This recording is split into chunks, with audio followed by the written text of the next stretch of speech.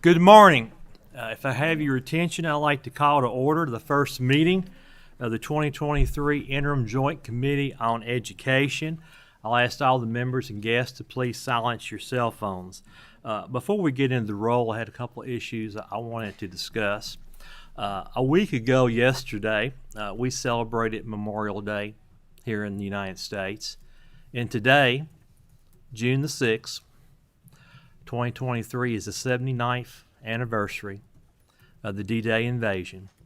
We had thousands and thousands of American and Allied soldiers who, through their dedication and courage and sacrifice, changed the course of history. And it's because of them that we can be here today. And we can freely share our opinions and express our thoughts in a free and open society. And we constantly owe them a debt of gratitude.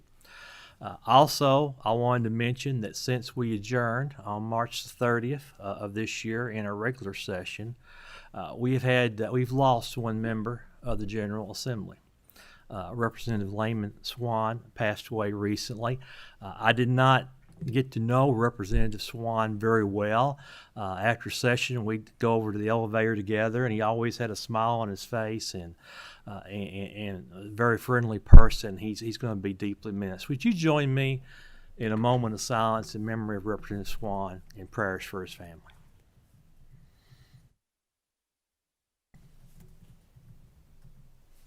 Amen. Mariah, would you please call the roll? Senator Carroll. Here. Senator Funky Fromeyer.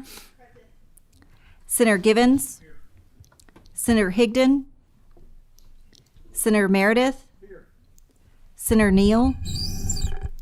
Senator Stivers. Senator Thomas. Here. Senator Tishner. Here. Senator Williams. Here. Senator Wilson. Here. Senator Wise. Representative Baker. Here. Representative Ballman. Present. Representative Bojanowski. Representative Brown. Here. Representative Callaway. Representative Decker. Present. Representative Jackson. Present. Representative Lewis. Here. Representative Massaroni. Present. Representative McCool. Representative Rayburn. Here. Representative Rawlings. Here. Representative Raymond. Here. Representative Riley. Representative Timoney. Here. Representative Truitt. Here. Representative Weber. Here. Representative Wilner. Here. Co-Chair West. Here. Co-Chair Tipton. Here. Thank you, Mariah. At this time, I'd like to recognize my co-chair for the interim, Senator Steve West. Do you have any comments at this time, Senator? No, thank you, Mr. Chair. Okay. I'm sure we'll hear from the Senator later. Later, yeah. Okay. Do any of our members have any introductions or comments before we start? Senator Funky Fromeyer? Yes, good morning. I would like to introduce my daughter, Grace Fromeyer, leading into the 8th grade and excited to be my right-hand man today. Well, welcome. Glad to have you here. Representative Decker? Yes, thank you, Mr. Chairman. I want to recognize and welcome one of my constituents, Mike Hesketh, whom we're going to hear from in a little bit in testimony. Mr. Chairman, I'm excited to hear his testimony, and I urge all of my colleagues to pay close attention to what he says. He's been recognized at the state level for his thoughts and his work as a private citizen and a leader in industry. He focuses on, as a volunteer, the improvement of our schools and student success. So I hope you'll pay attention to what he has to say. Thank you, sir. Welcome. Glad to have you here. Any other members have any introductions or guests? Senator? Thank you, Mr. Chairman. I'd like to introduce a special guest, and if he would stand, Mr. John Ballard, if you would stand. He's a new member of our staff, Senate Majority staff, and he's the new Joe Burks, if there is such a thing. But want to make John feel welcome and welcome to Education Committee. Thank you. Thank you, John. Look forward to working with you and the Senate on education policy. Any other members at this time? We'll go on and get into our agenda. First, we have on our agenda, I kind of like the way they describe this, KERA, where we started, where we've been, and where we can go. A few weeks ago, I was in a meeting with Dr. Flynn, and we were discussing KRS 158.645. And I'm sure he's going to get into that in a minute. And I just thought it'd be good for us to take a pause and look back and where we've been and try to identify where it is that we need to go. And that way will help us shape policies to move in that direction. So, Dr. Flynn, it's good to have you. As my practice in the regular session, I will continue that when in the interim, swearing everyone in. So would you please raise your right hand? Do you swear or affirm the testimony you're about to give is the truth, the whole truth, and nothing but the truth, so help you God? I do. Okay, Dr. Flynn, please identify yourself for the record and proceed. Well, good morning. I'm Jim Flynn. I'm the Executive Director of the Kentucky Association of School Superintendents, and I want to thank Chair Tipton, Chair West, and members of the Interim Joint Committee on Education for the opportunity to talk with you all today.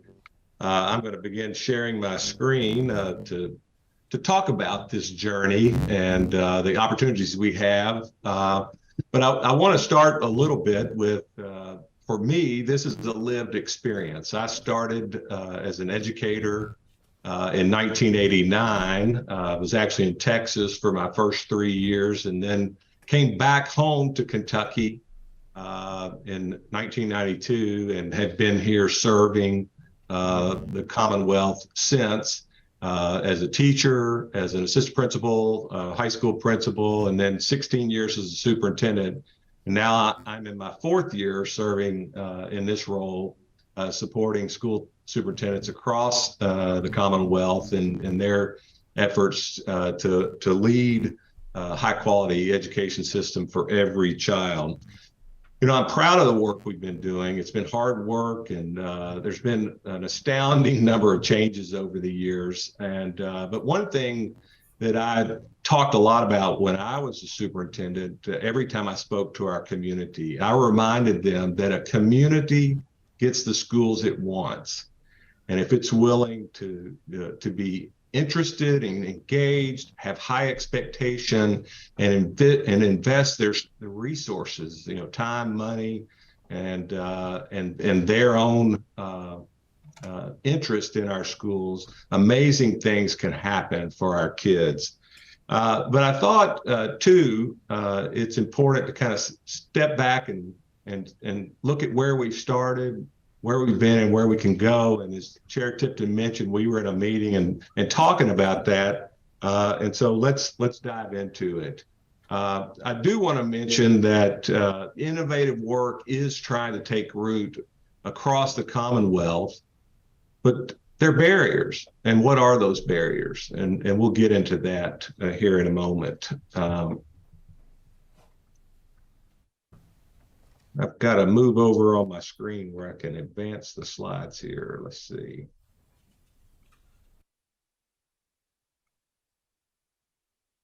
Okay, here we are. All right, so the major tenets of Kentucky Education Reform Act that passed in 1990, you know, represented one of the most student-centered education approaches at that time. In fact, I think we were the first state to hold schools accountable for student performance. But one of the things that's of particular interest and note then when we started is that included both content and performance assessments. We also implemented a new funding program, SEEK, that we're all familiar with, at least in name, that focused on equalizing the funding distribution across districts to close those disparities that were in existence at that time, so that regardless of where a kid resides or lays their head at night, we knew that they were going to have the resources they need to have a high quality education. And another key component was the focus on local control and governance, which was bolstered with a combination of school-based decision-making, along with our locally elected boards of education, which was a great step forward in democratizing education and placing more power in the hands of stakeholders, including teachers and parents. And of course, that exists today. Some other things that I think we can be very proud of at the inception of KERA was a focus on robust standards across content areas, which we still have in place today. Also, preschool education for disadvantaged and those identified with disabilities. Our Friskies, which we all know and love, which help remove barriers to success for our students, extended school services, and major investments in technology and professional development, understanding that technology could be a powerful tool to leverage education. And it's so important to train our educators so that they have the capacities to deliver both instructionally and with their leadership in the classrooms to meet our goals. As Chair Tipton mentioned, there's two statutes that I think are of a particular interest that show the remarkable commitment to the transformations that we were looking for. The one he mentioned already is KRS 158.645, and you can see the capacities that were listed for public education. And as you read through those, one of the things I want to share with you is that I've been sharing these capacities with all kinds of different people, from superintendents to other educators to parents to business folks to legislators and other governmental officials. And everyone I speak to responds to, yeah, those are the right things, because we know how important it is to communicate effectively and understand our economic, social, and political choices. And we want our students to form good character and understand civics and all those things that grow them into a high quality, high functioning, successful person in our communities. The other statute I want to bring your attention to is KRS 158.6451. And this gets into those core tenets that I think are so powerful as well, and dives into a little bit of the content areas where you can see communication again, but mathematical skills. And what I like about the beauty of the language is that it emphasizes what they will encounter throughout their lives, that it's not just what they're going to encounter in schools. And so it emphasizes mathematics, the sciences, arts, humanities, social studies, and practical living studies, and becoming self-sufficient individuals of good character, and all those qualities that we desire to have in people throughout our communities and throughout our Commonwealth. And thinking about the importance of becoming a responsible member of a family, of a work group, of a community, and with a focus on community service and thinking and problem-solving skills and critical thinking and those kinds of things that we know are so important to success in life.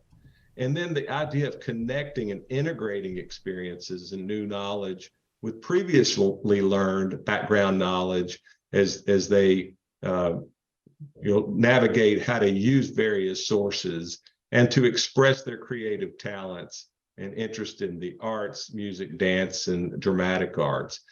When I talk to people about these, they respond very favorably and say, yeah, we were going for the right things. And how did we get off track over the last 30 plus years? Well, I think there's some major disruptors that contributed, because we were kind of moving along, and around the turn of the century, the federal law changed and implemented No Child Left Behind. And those of you all that were around know really that law sacrificed states like Kentucky that had already implemented major education reforms. It narrowed the focus of the assessment and accountability programs and moved our state from biennial goals to static annual goals and a more punitive consequential environment in the statute there that from the federal level, and changed us pretty dramatically in terms of focus. And then not long behind that, we experienced the 2008 recession that was really follow up from the tech bubble burst. And that brought significant financial challenges to the state, including to our public pension systems. And education has struggled to keep pace with inflation for quite some time since then. And I applaud the legislature's commitment to paying the full cost of the ARC for our pension system, which had not been the case for many years previously. And I do acknowledge that the legislature's investment in education, when you combine the education component and the funding of the pension system, is fairly equivalent. But the truth of the matter is that we've lost some ground on buying power in our schools on the education side. And that has also had a significant impact on what our schools can do. And then finally, I'll mention that the pandemic disrupted every facet of life, with schools being one of the most profoundly impacted institutions of society. We experienced significant student learning loss, dramatic workforce shortages, and a supercharged political environment around education that continues to challenge our schools. But those aren't just the only disruptors. One of the things that those of us that are close to the education system know so well is that this idea of Campbell's Law. Now, I didn't know it had a name, Campbell's Law, but when I learned about Campbell's Law, I was like, oh yeah, I'm very familiar with that. And you can see that Campbell's Law is that any quantitative social indicators used for decision making, the more subject it will be to corruption pressures, and the more apt it will be to distort and corrupt the actual processes it's intended to monitor. And kind of what I've seen over the years is if the results aren't tolerable, the social pressures tend to force the system to change when it's in a high stakes environment. And so when I think about our high stakes assessment accountability system over 30 years in Kentucky now, we started out with KERA, which was the Kentucky Instructional Results Information System. Again, that system, focused on annual testing. It started out focusing on content and performance assessments. But because of the challenge of the performance assessments and the questions about can you really make that a high stakes component of the assessment system, it was abandoned pretty early. That was unfortunate from one side of the equation, because performance events and project-based learning is a powerful instructional strategy that really engages students in the learning process, really, because it's learning by doing. But I think at the same time, it was clear that that was not a component that needed to be part of a high stakes assessment accountability system. Another example from that time period were writing and math portfolios. Again, outstanding instructional strategies and processes to guide learning and instruction, but not so great for a part of a high stakes assessment system. And so those were eventually abandoned. Over the years, then we eventually moved into CATS, what we called CATS, the Commonwealth Accountability Testing System. And then it moved into unbridled learning, into K-Prep. And then finally, today's KSA, or the Kentucky Summative Assessments. Now, I will note that each of these different assessment systems experienced multiple iterations over its years of existence. And that always made it a challenge for educators who, I will tell you, when you point them in a direction and say, this is what is valued and what matters, they will roll up their sleeves and try to make it happen. No more evident of that is when we went into the practice of testing every Kentucky junior on the ACT exam. Prior to that, the students who took the ACT were self-selected, and when we went to all students taking it in the junior year, naturally, the average ACT scores dropped pretty dramatically.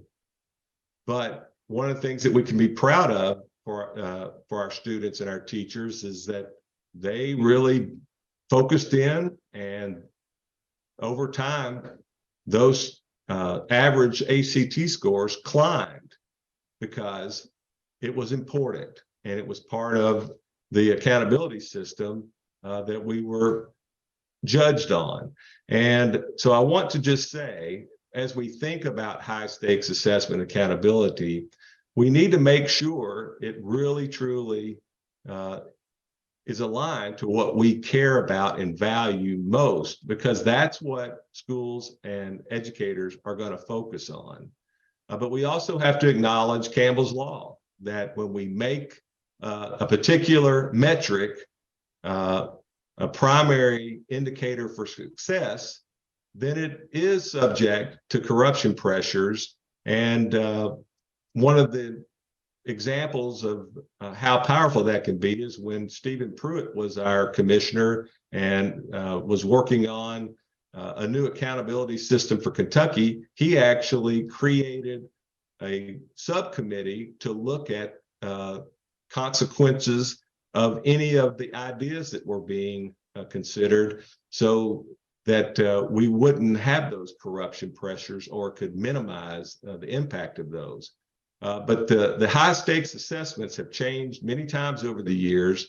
And I think there's a time for us to really look at that and to see what's in our future that can unleash our students to really be all that they can be and all that we want them to be. I want to also emphasize that every system is perfectly designed to give you exactly what you're getting today. And many of us have heard that famous quote from Edward Deming.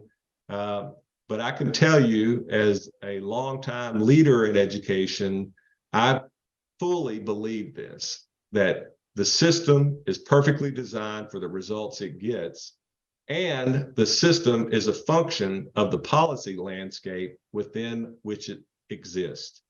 And so that's a call to action for us to start asking the question, what are some of the policy barriers that are getting in our way? I talk to superintendents from all across the Commonwealth, and all of them want to provide their students with the very best education possible. But they also talk to me about what are the pitfalls and what are the problems that get in the way. And oftentimes what comes up is things like the state assessments don't align with the vision for this personalized learning that we want for Kentucky students. The accountability requirements don't encompass all the learning that occurs and often pit schools against one another. When we have a system that my success depends on what you do, then that can lead to that unhealthy competition that we want to avoid. They bring up things about graduation requirements that don't really allow for cross-application of knowledge, and antiquated data reporting systems that make it challenging to innovate. Most notably, we get our test results, 5 months later, when students have already moved on, and we don't have access to student items and responses to really look at how we ought to change our instruction relative to those tests. The calendar requirements don't allow for personalization either for students or teachers. Many of the calendar requirements limit what schools and districts can do. And we have some arbitrary dates out there right now that don't give communities all the options that they may want for their students. Teacher development, recruitment, and certification often aren't in line to the state's vision for personalized learning. And there's opportunities that we can look for there. And then funding is based on attendance or seat time, but not connected to the mastery of content, for example, that would allow for more anytime, anywhere learning experiences. I want to also kind of mention a national landscape, because other states are working on this and struggling with this as well. Many states are starting to create portraits of graduates, looking at those things beyond just content skills and knowledge that we want kids to know, to other more important skills that we know are needed to be successful in their families, in their communities, and in their workplaces. One of the things you'll note here is that there's no political alignment of the states that are using these portraits of a graduate. They're from states that are red and blue, and it doesn't matter. And so there's a lot of work going around looking at this and looking at how we can implement more competency-based education programs toward graduation. The other things that states are working on are next generation assessments. And again, you can see from this map that lots of states are really deep into this work at various levels. And again, it transcends all the political arrangements across our country. It doesn't matter, red or blue, states are diving deep into how we can make a better education for our students and look at these next generation assessments. So what are they trying to do? Well, they're looking at curriculum and instructionally embedded tests, as opposed to just one-time thin slices of what a picture of a whole student and what they know and can do. They're moving back toward performance tasks and assessments. They're replacing traditional graduation requirements with deeper forms of assessments, using things like capstones and portfolio and learning defenses, where kids are deeply involved and engaged in these activities, and they have meaning to the students. They're creating task and item banks for use in the classroom and building capacities for new assessment system design. I think it's something that we need to pay attention to, but we also need to recognize that there's many innovators in Kentucky. Lots of schools are working on portraits of a graduate or profiles of a graduate, where they're identifying those skills beyond just the content skills and knowledge. Thinking about things like developing them as critical thinkers and collaborators and lifelong learners and communicators and global citizens and innovators and those kinds of things. And the other thing I want to mention is that many districts are starting to develop their own community-based accountability systems. They're going out to their communities and they're asking them, what kind of schools do you want? What do you want our students to graduate with from our schools? And they're designing local accountability systems around the expected benefits for their students that are aligned to the needs of their communities. And then I'll mention that some school districts are partnering together and creating innovative academies and institutes. And one that I'll mention is the Ignite Institute up in Northern Kentucky that Kenton County and Boone County have worked on. And in fact, in the news recently, 1 in 4 Ignite Institute seniors just graduated with an earned associate's degree. So these innovations can make a big difference and they can take root, but we got to figure out how to scale those. And then finally, I'll mention the educator workforce shortage challenge, and some schools are really rolling up their sleeves and figuring out how to do that. And I'll highlight what Nelson County Schools and Western Kentucky University are doing and implementing the first apprenticeship program for high school students to begin earning their credential to be a teacher in Kentucky. And so that's just amazing work that I'm so excited about, and hope that we can learn from these pioneers in Kentucky education and create a landscape where we can scale these things. So what are some ideas that we can think about? Well, I'd like you to consider some things. One, we could study how to incorporate these local indicators, like those generated through the L3 districts and some of the districts that are implementing those community-based accountability systems, and integrate those into the state's accountability dashboard.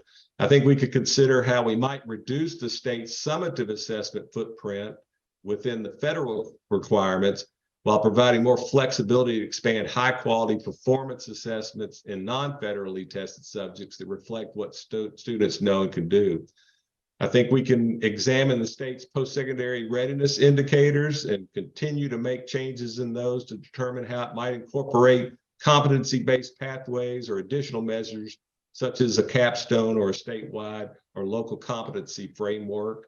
And then we need to look at the state's accountability requirements and determine how the system could be made more reciprocal between state and local communities and less competitive or punitive. That'll inspire our districts to collaborate together and share for the benefit of all students across the Commonwealth. I think we need to look at funding and consider how to fund a planning grant for interested communities so they can have the resources to undertake these innovative approaches and figure out how to implement those with fidelity, and to examine the state's approach to funding to determine how it could be more strongly support to anytime, anywhere learning experiences. And then finally, I'll mention we can examine the state's instructional staff requirements to determine how more educator flexibility to be given to allow innovative schools to consider how to best use their teachers to benefit their students, reorient our educator prep programs and professional development programs around student-centered learning.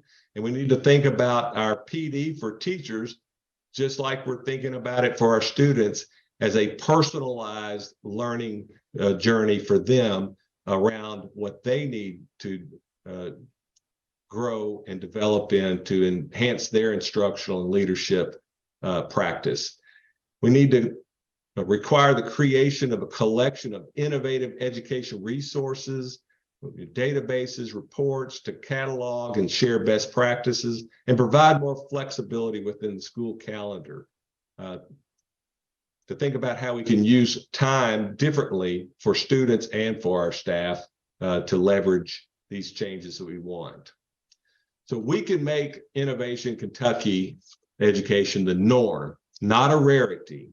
So let's partner together, create a policy landscape that inspires innovation and unleashes our schools so that every student can pursue a personalized educational program aligned to their talents, dispositional qualities, and aspirations to develop their knowledge, skills, and competencies for success in life as a citizen and contributed to their family, community, and the workforce. And I can assure you that superintendents across the Commonwealth and their teams in their districts, along with parents and other community stakeholders and the business community, will welcome the opportunity to do this kind of work.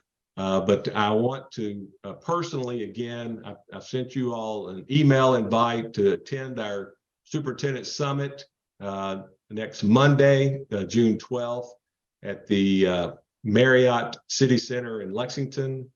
We're going to look at the public schools of the future we need for students, and we're going to look at three big challenge areas facing our public schools: removing barriers to unleash the learning that we just talked about, workforce challenges to make sure we have the ability to recruit, retain, and develop high-quality professionals to work with and around our students in our schools, and the funding needs for public education.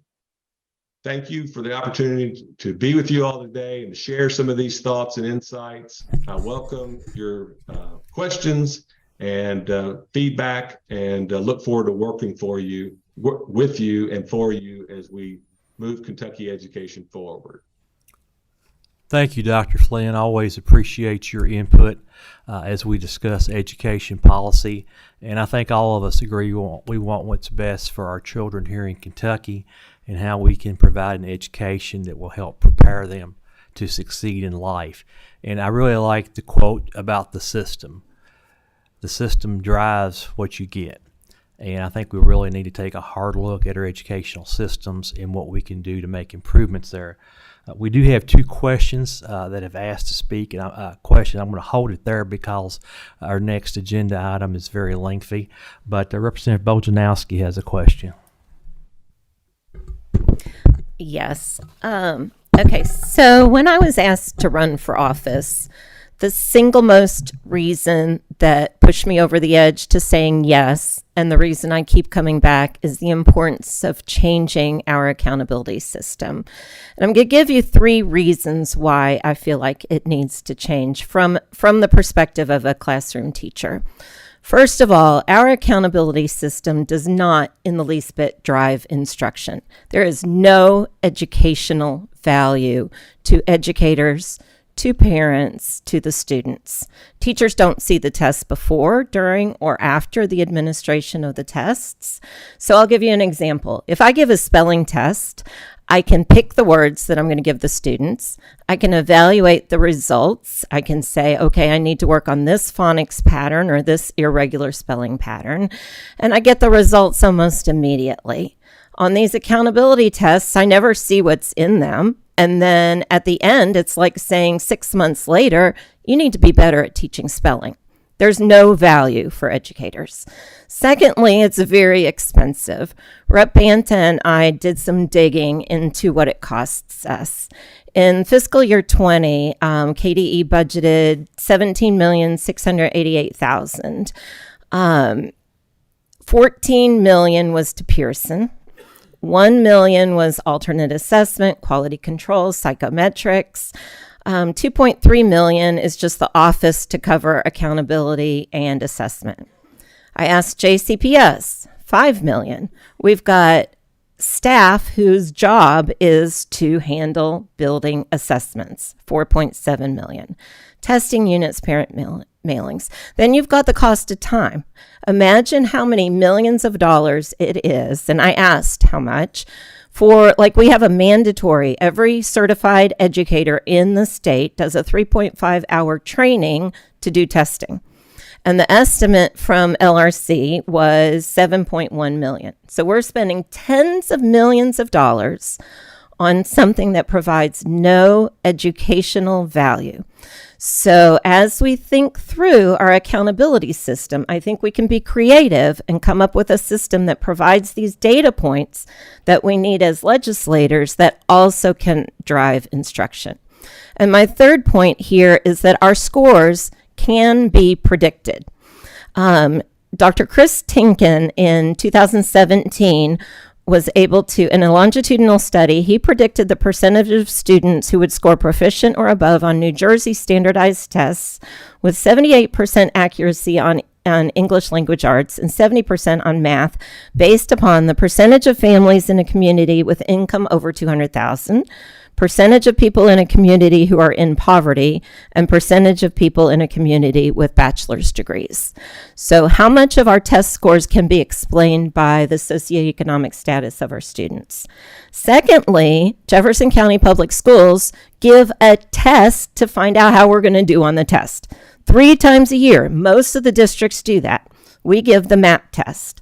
Well, I was kind of surprised when I found this out, but MAP, NWEA MAP, has a linking study, and it can give you to pretty high degree accuracy based upon the students' MAP scores, how they're going to do on the KSA or KPREP. correlations are from 0.7 to 0.81.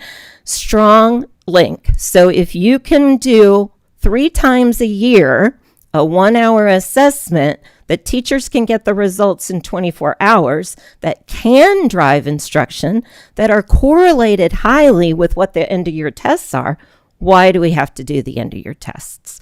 So my challenge to each of my colleagues is we can do better. We can come up with something that gives us the metrics we need and have it to drive instruction. And so hopefully I did that quickly enough that the chair will allow me a question in the next section. Thank you, Representative Bojanowski. Your comments were a good lead-in to our next agenda item, and really the reason why I put this on the agenda today. But first, we have a comment or question from President Stivers. Thank you, Mr. Chairman. I look around the room, and I think there was only 3 people here when the CATS test was brought in, and Nick Kafogel is sitting on the Senate floor spelling out CATS. As they do in the sports arena at UK. But I know that accountability and assessment is the next subject matter that you have, Mr. Chairman, but some of us older people who were here remember KERA, that it was not an off-the-shelf test. Representative Bojankowski, we spent millions of dollars for what was then proven to be a flawed test. And that's how CATS came into existence. High stakes accountability was, in my opinion, the basic premise for which KERA was instituted, subject to having distinguished educators placed in systems, and systems being in totality taken over by the Department of Education. And I remember at the time Floyd County was taken over, which was then the majority floor leader's hometown. So to Dr. Flynn, you've talked about KERA and where we stand. I think high stakes accountability with an appropriate assessment is the direction we should go. But we haven't had what I feel is a good assessment tool to determine what should be done in various school systems. So with that, what would be your thoughts, and briefly as you can, as to having high stakes accountability with an appropriate assessment tool? I think it's a good question, President Stivers. And, and I've thought a lot about this over the years, that, because I do believe that at the inception of KERA, the high stakes assessment accountability component did jumpstart the system. And we went from, a state by most measures that was more near the bottom of the rankings to a state that's now, in most measures, if you look at, somewhere in the middle of the pack. And so I'm certain that the high stakes assessment accountability component was part of what supercharged that progress. The superintendents that I talk to don't shy away from accountability, and assessments are a piece of that accountability. I've got to highlight your colleague, my friend, my Senator Wilson, who led an omnibus bill, Senate Bill 1 of 2017, looking at how to do this better. Senator Givens in 2020, with the passage of Senate Bill 158, made an effort to make this assessment accountability system better. And so I want to lift those up as good efforts to move the needle forward. But I think the opportunity now is to look at an integrated approach, as I shared in my presentation, of state assessments that measure what we value. And I'll highlight Senate Bill 9 from 2022 from Chair West and Chair Tipton, who worked hard over the years for that. That's moving the needle in the right direction on reading, and not just looking at it just from a test component, but a comprehensive approach to improving reading. But where I'm going is take those kinds of assessments, take good quality assessments that measure, reading and math and those kinds of things, but integrate it with those community-based accountability systems that matter to the people in those community around the expected benefits of our kids.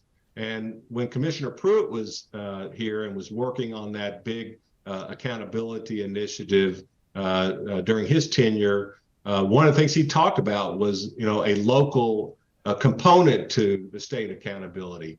And now I think it could be more than a local component, so that it really does give you a picture of the whole child, not just a thin slice of how they did on a test one day. That can be one piece of evidence, but we need more evidence for educators and students and families and communities and the legislature to know how the investment that's being made by the taxpayers of our Commonwealth is giving a return on that.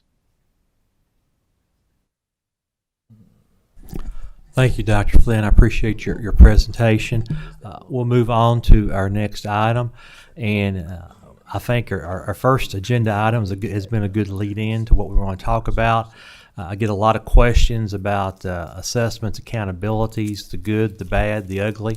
And I thought it would be prudent for us just to have a review of what is going on, what assessments we do have in Kentucky, how the accountability system works. I know we've got a lot of new members on the Education Committee as we entertain this discussion.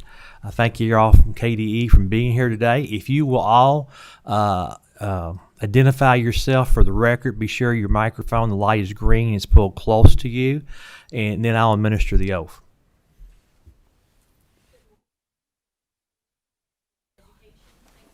Make sure your green light's on. It should light up. Oh, not green enough. Got you there, Dr. Young. Thank you Thank for being you. here.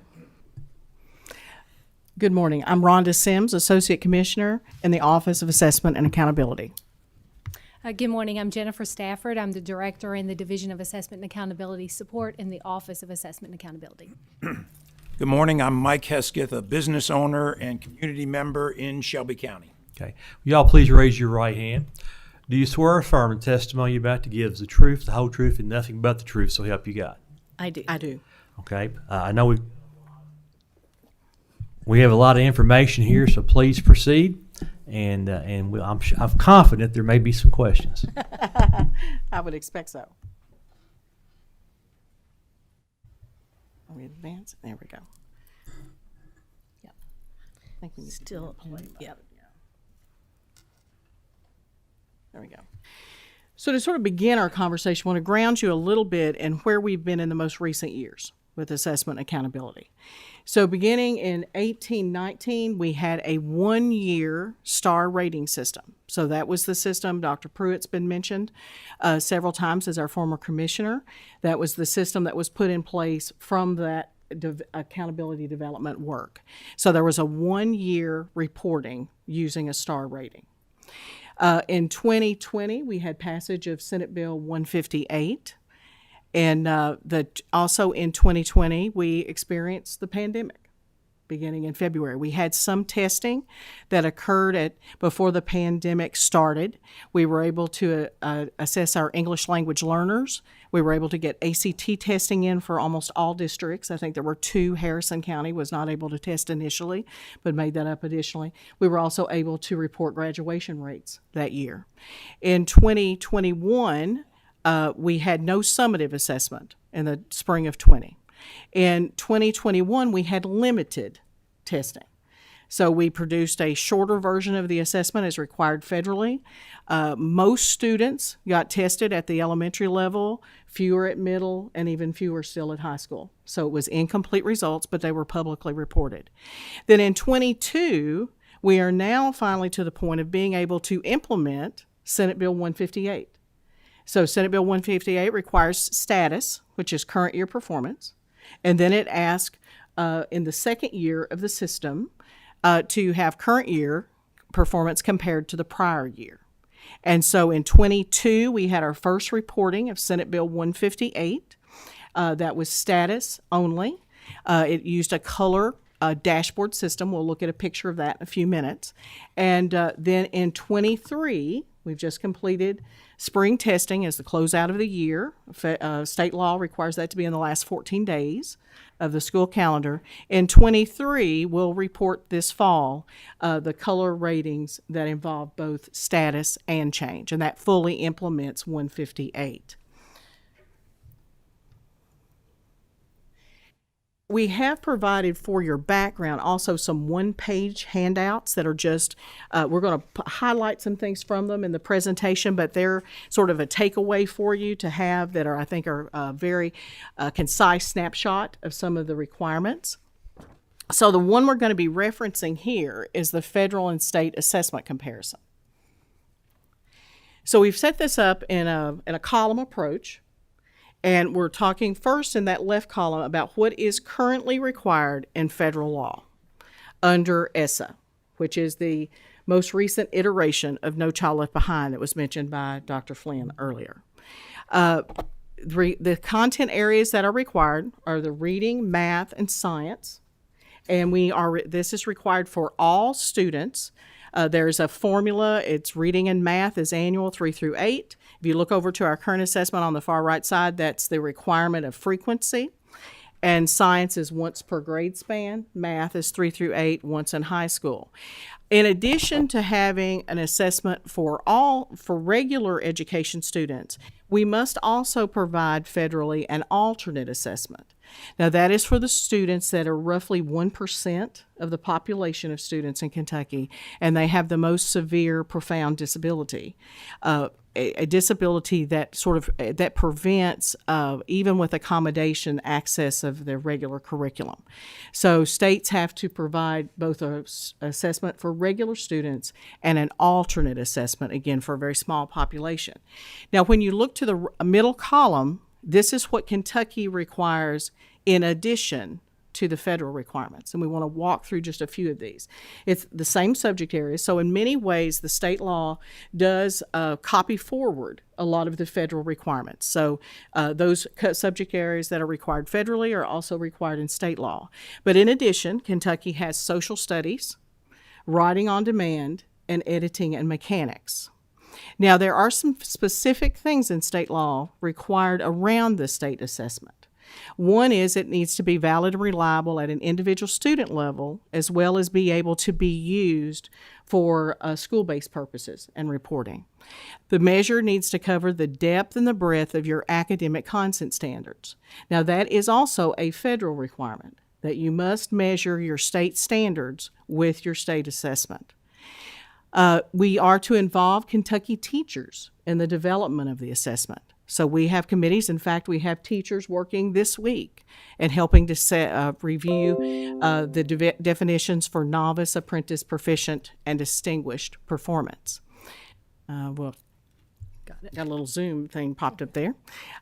Additionally, there are requirements on the type of items in the state law. Multiple choice and constructed response. So just a general reminder, constructed response is anytime the student creates the answer. It's usually done with writing, either short answer or a longer essay type assessment. And then there's a requirement for an annual release of a subtest or a portion of the test. That was done last year. So I certainly want to provide you the links to that information. It's the first time we were able to implement that law. So we did release a portion of the assessment for every content area and grade, and we released to the district all of the student results linked to that assessment. and it was a major release. Now, this year that has been moved up in timing, so we anticipate releasing everything in August when we release the state level, when we release data for individual students.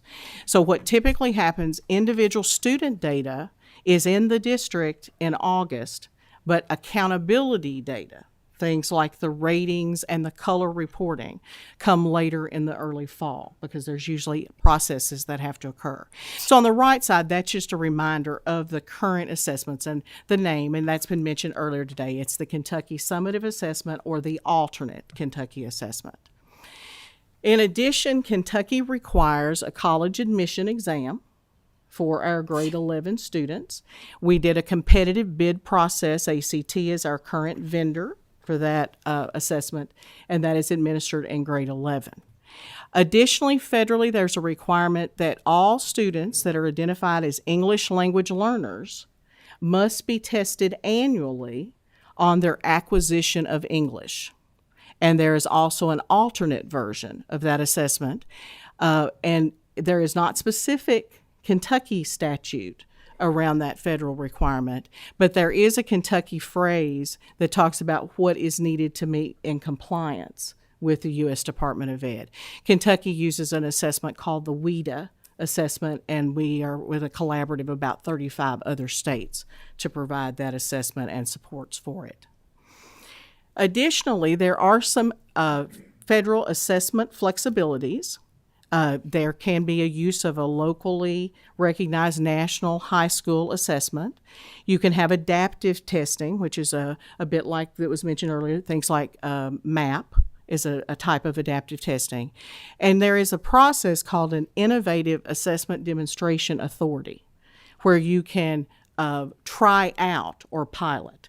There are some states that are doing this. We're following that work. Georgia is one that's looking at using a MAP type test, but they're using several different assessments for that. Those have not been approved to meet the federal requirement at this point in time. In addition, any assessment you have must be able to pass what's called a federal peer review process. So there are a lot of technical details that must be part of whatever assessment you're using as your state summative assessment. We've given you a little background information on that in a handout as well, so it's referenced there at the bottom of the slide.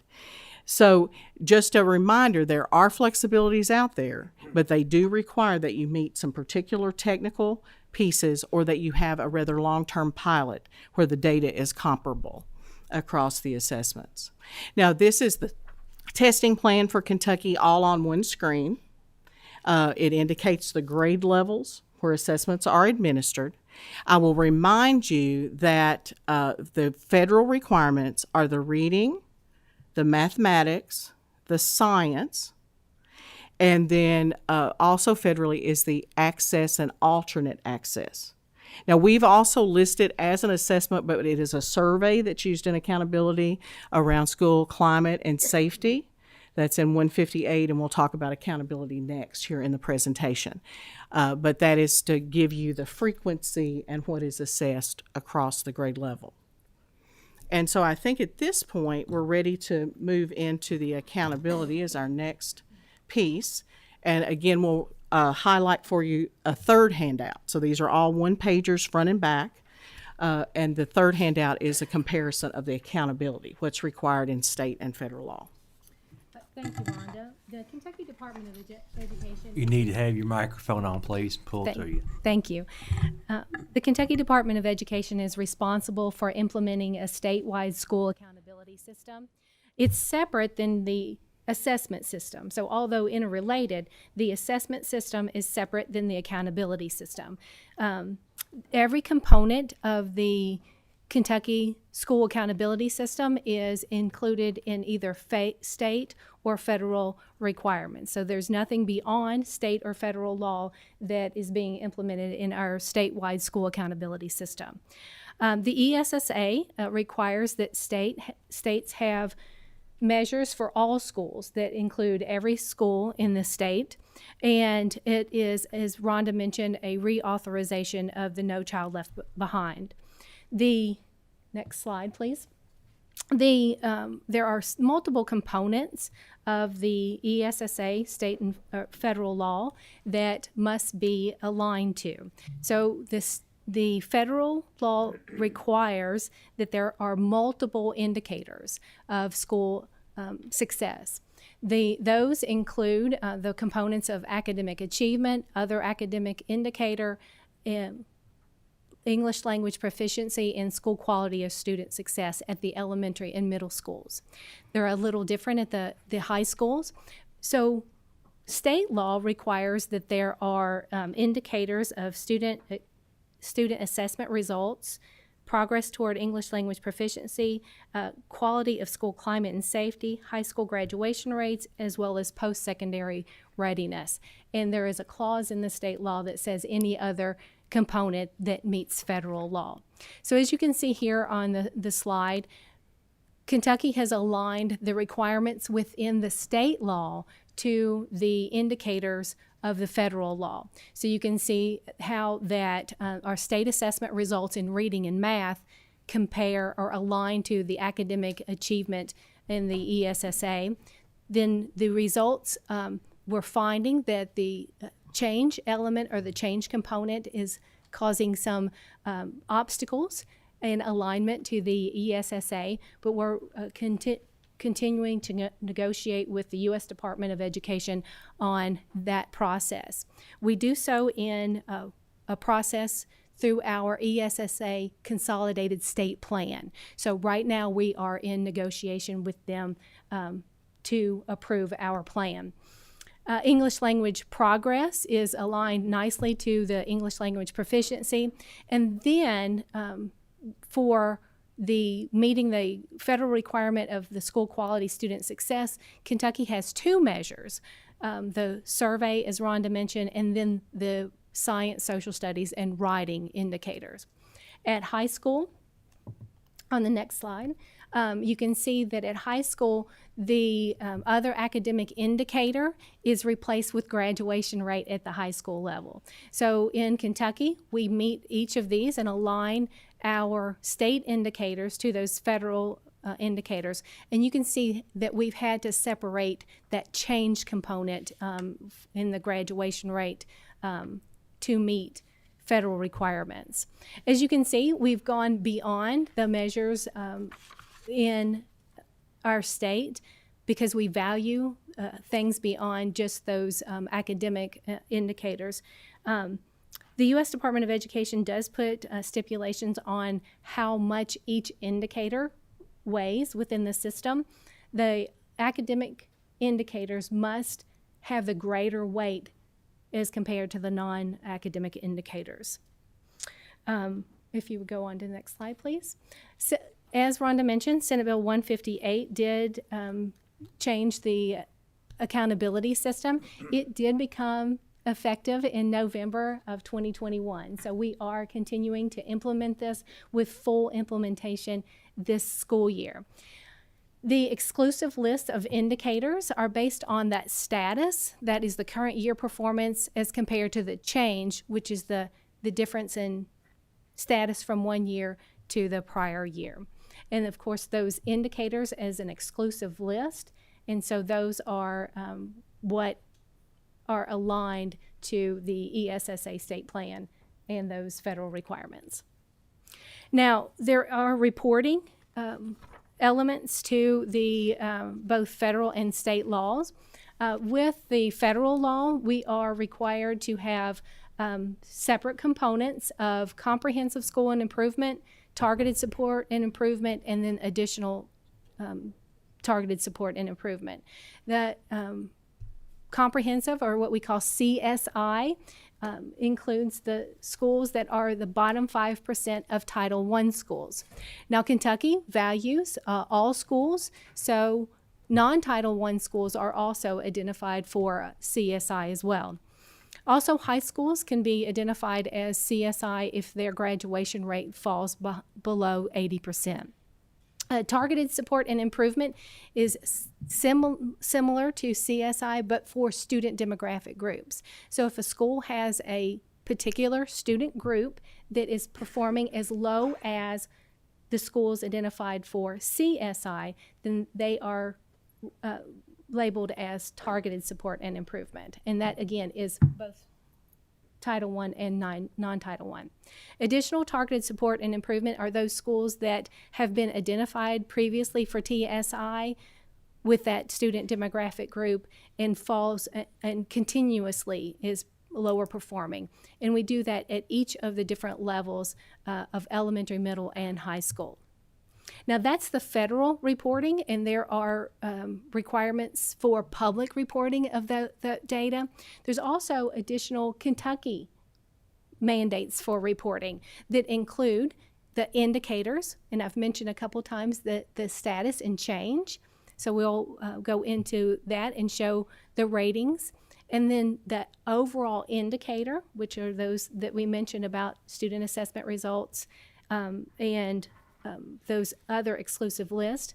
And then overall, there's a requirement to put those together into an overall rating that will be the color system, and the rating will be from highest of blue to lowest of red.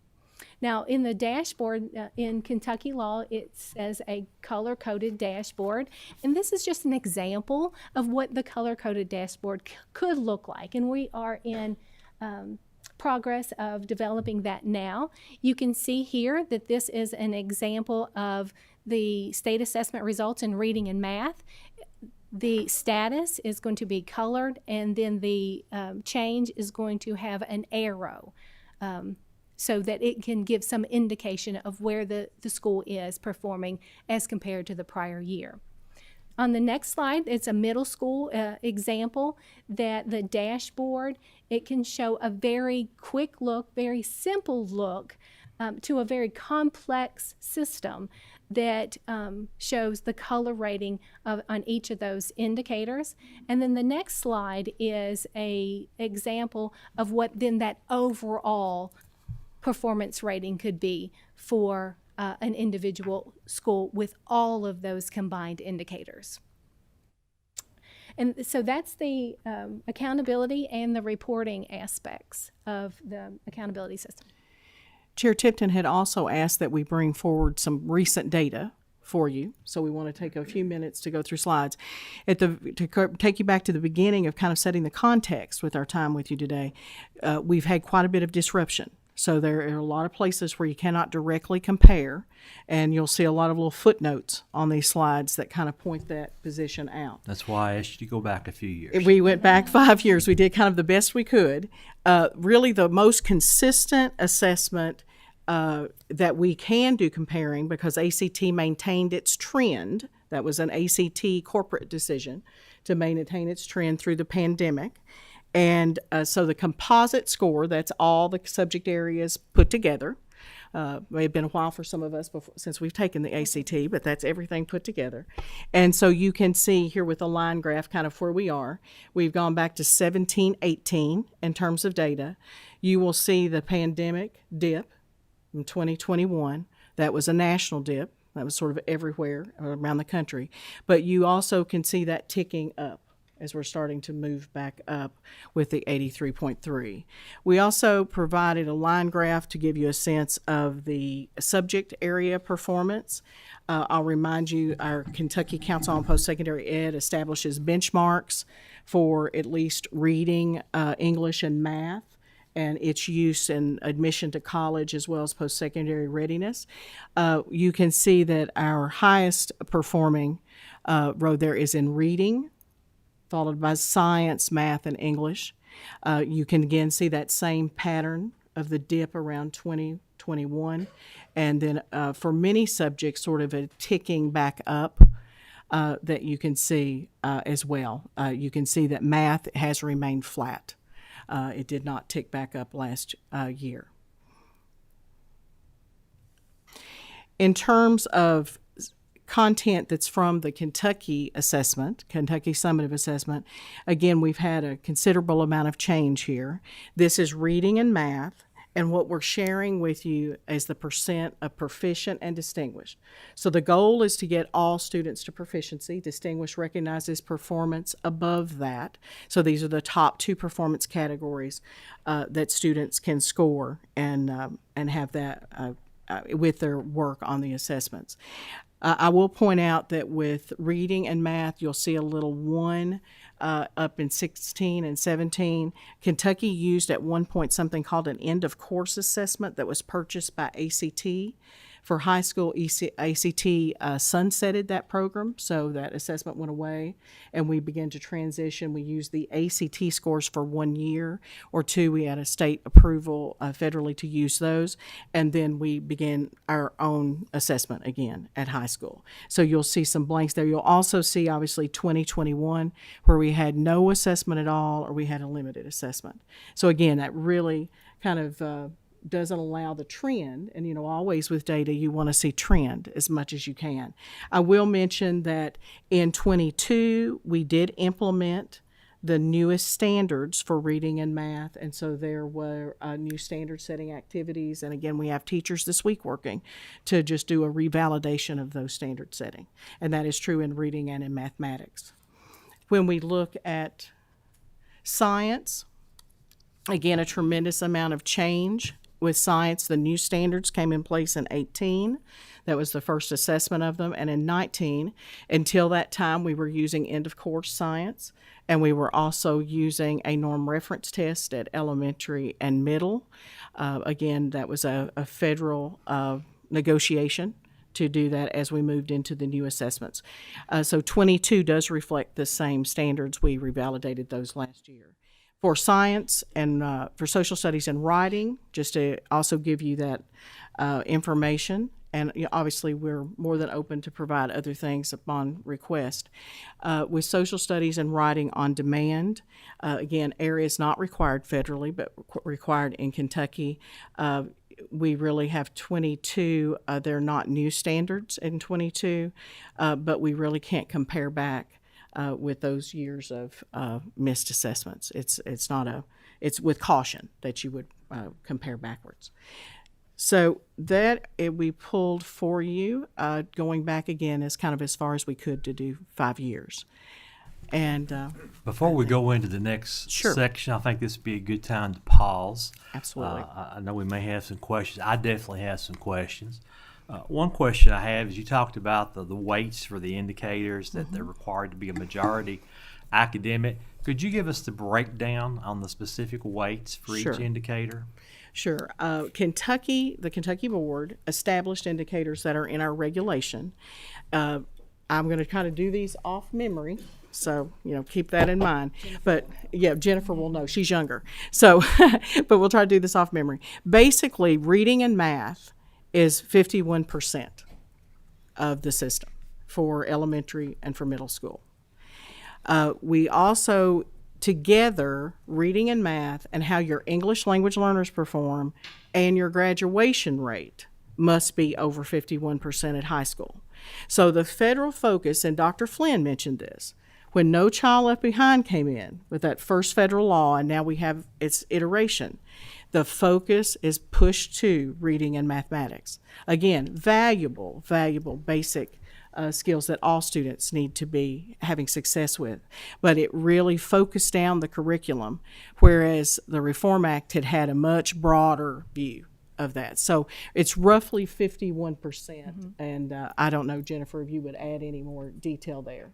So at elementary and middle school, as Rhonda mentioned, it is the state assessment results in reading and math and the English language proficiency.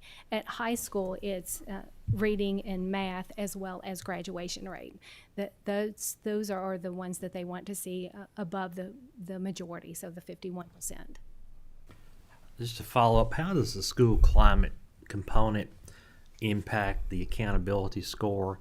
And one concern, and I'm going to preface this with a concern that I have heard, that sometimes students just don't care. They intentionally maybe do a bad report on the school. They're mad at somebody. And I've also heard that maybe some principals have been leading students in how to answer questions. Could you comment on that? Sure. I think the percentage is at 4. It's 4% of the overall. So 4% at each of the levels. It is a survey. I will make this comment. I'm going to start kind of with the end in mind, Chair Tipton. It would not be appropriate to lead students to an answer. In the same way we would say you don't lead students to an answer for a content area, you can't lead them to an answer on school safety and climate. If that has occurred, we do have a process for investigating that with our legal office at KDE, and we would hope somebody would report the detail on that. But it is 4%. We do have the items are out there publicly, so everyone can see what questions are asked of students. When we show results, it's done at an aggregated level, though. So the school does not get information back that says Rhonda answered this way and Jennifer answered a different way. It's rather an aggregation of how your students answered, and hopefully give some insight into how students feel about their experience. Yeah, well, the social media posts where I read that did not name the school. If you find that out, you can get in touch with me. Okay, You can send me an okay. We email. do have several questions. Believe it or not, Representative Bojanowski has a question. I was waiting. Thank you, Chair. First of all, I'd like to make my regular plea for GPA to be added to our college and career readiness. It's the number one readiness indicator. Specifically, how much of our decrease in test scores do you think can be explained by changing to a computer-based versus a paper-based test? I really personally don't think much. Now, I will tell you, we've been at computer-based now for several years. I'm trying to think how many years we've been doing computer-based testing. And I will point out, too, that students that have special needs don't have to test on the computer. They can have a paper version of the test depending on what the needs are for the student. The alternate assessment for our 1% of students that have the more profound disability is all paper-based. It's actually a one-on-one administration with the teacher and the student. What we have found is that once we got the adults comfortable with the online, the students tended to embrace online testing. I seem very comfortable with it. We do some polling every year at the end of the assessment to see how things have happened, how they've moved forward, and we really are not getting any negative comments around the online. Well, I'll share some Yeah, negative please do. comments. Sure, sure. So what I saw when providing accommodations to my students is that they weren't willing to scroll down to read long passages and jump around to read things. And when it came to math, they just did the calculations theoretically in their head rather than didn't use the transfer a calculation to a paper to solve it. So I find that problematic. A specific question about the Innovative Assessment Demonstration Authority. Based on what I looked up, Georgia did get approval for the MAP portion of the Georgia MAP partnership in that. I just pulled it up again in the letter from the Department of Education. Am I reading something differently? Well, I looked at that as well before coming over, and we can certainly call Georgia and talk to them about it. It's my understanding they're approved to use MAP as part of the pilot. Right. To try it out. Right. When I talk about approval, I'm saying whether the federal says yes in your state consolidated plan that Jennifer mentioned that we have to file for how we meet accountability federally. I do not believe, according to their current, unless they have something in action right now, their state plan does not show the use. The state plan. And the state plan. So is it federally approved to be used instead of or as one of a summative test measure? And so, again, I think the research there and what's happening in Georgia, because, again, your concern about having things more actionable quickly with assessment results is very much a very legitimate concern for teachers to have. And so that type of test is diagnostic. It's meant to be very quick, very good feedback, very actionable the next day. And at this point, we have not found any evidence that anyone has been approved to take it to that next step where it can be your Kentucky or your state summative assessment. But obviously, we're watching that work as well because we think that does have very an interesting process moving forward that would make it more meaningful. If I may. Briefly, then we need to move on. Okay. So there's something you said that really struck me as impossible. So you said the goal is for all students to be proficient and distinguished. And based upon standardizing the tests, cut scores, selection of items that are designed to spread out students. I mean, I've gotten into the weeds. Sure. We select items that only so-and-so what percentage of children can answer. That's impossible with these tests. So how can you say, I mean, that is the goal, but it is not ever going to happen. It's like we want all the kids to be above average. Sure. You know, can you elaborate? I mean, I can. It's just, it's got my... And again, I used it really as a goal. You know, you want students to achieve that level of success. All students may not achieve that level. And then the question becomes, what support do we do? What instructional things do we do to help move students closer to that goal? With the state assessment, we make sure there is a spread of items and performance.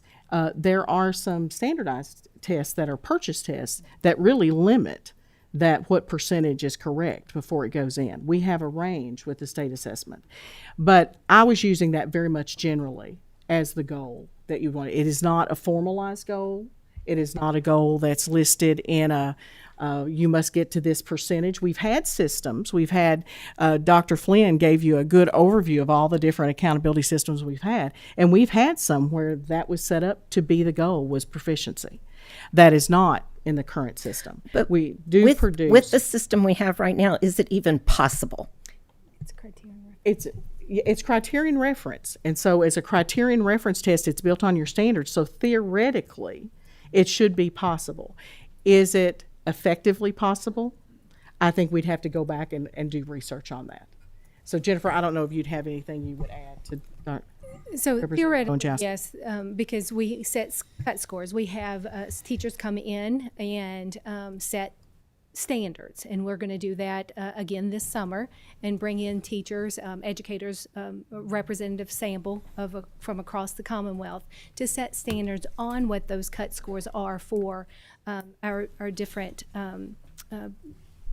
standards. And they're doing that literally this week with novice, apprentice, proficient, and distinguished. Once you set that cut score, leaving that cut score, then there's no predetermined percentage of how many students will perform at each level. So theoretically they can. Unlike a norm reference test where there's cuts and there's always going to be percentages of students who are in those different categories, much like the ACT.